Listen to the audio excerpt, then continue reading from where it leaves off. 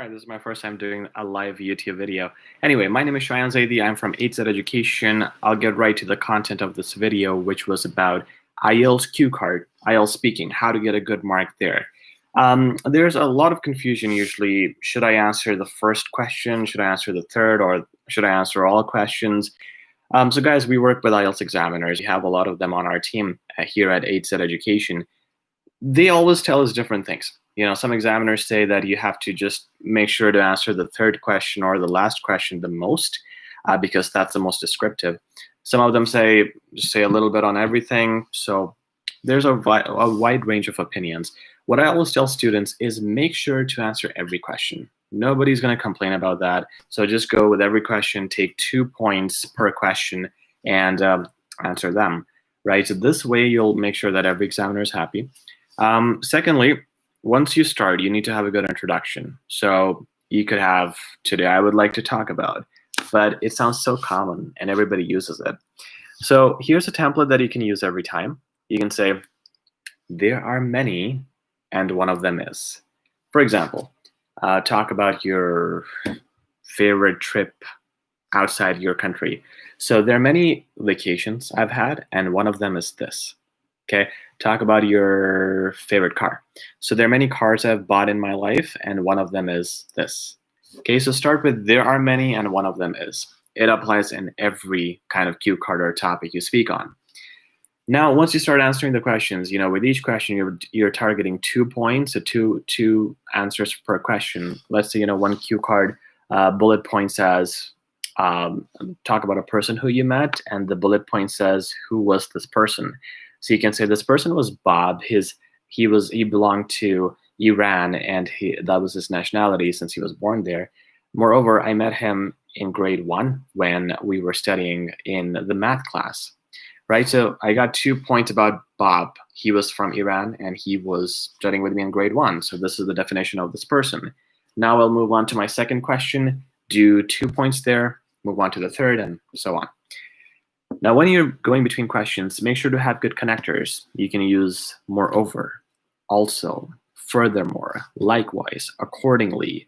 There are tons, but these few will be enough because they're just 3 or 4 questions you're moving in between. So use connectors. When you go to the last question, make sure to say overall or therefore, because now you're finishing up. So you need a good overall concluding word. And you answer the last question and make sure to finish with a powerful statement saying something like, I mean, you know, if you're in a rush, you can say, that's all that I have for you today. That's good enough it's a concluding statement. However, I would prefer you say something like this. Therefore, based on everything I mentioned about Bob, I feel that he was a great person to be with, and he was one of my best friends. Is this a template? Not really. You can't use this with other questions. You can only use it if you're talking about Bob. However, you want to keep it different every time, because if you use a template at the end, the examiner might catch up on that. So we don't want to use a template at the start and one at the end. But what you do want to remember is what I just did is I said therefore. Or you can say therefore, hence, or thus, like any concluding word. And then you just rephrase your whole idea. And in a positive way, you know, keep the examiner positive, because remember the person who's marking your exam is a human being. If you can play with their psychology, keep them positive, your mark will be pretty positive as well. Okay, so keep that in mind. Make sure, guys, also not to just answer the cue card just for answering the bullet points. A lot of us just get too occupied in that, and we forget that we're trying to give an English exam. So our goal is to give fancy vocab, proper grammar, and hit all those points that make you a technical English speaker. Because the examiner doesn't want the answers. He doesn't care about Bob or whatever you're talking about. They care about the quality of your English.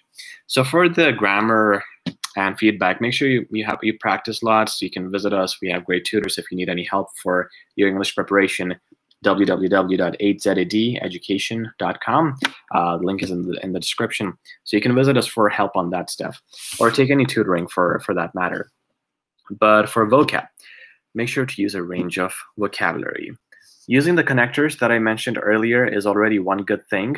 The other is using adjectives. So, instead of saying that Bob was my friend, say Bob was my closest friend. Now you have closest as an adjective, right? And later on, use some adverbs too. Adverbs are the words with "ly." So Bob and I talked freely, or we were extremely close, right? So putting more "lys," putting more adverbs, putting more adjectives in your answer gives you a range of vocab that hits your vocab mark. And well, on top of that, everything else I mentioned, connectors, structure, task response, which is answering 2 points per question. You do all of that and the examiner will be really happy and you'll end up with a really good cue card speaking mark. Make sure also, one last thing, don't say ums or, avoid the fillers, because when people are talking for 2 minutes, that's what they end up doing because they get nervous, right? So don't do that, avoid that, and be confident. I hope this helped. If you guys have any questions, feel free to leave some comments with your questions or queries.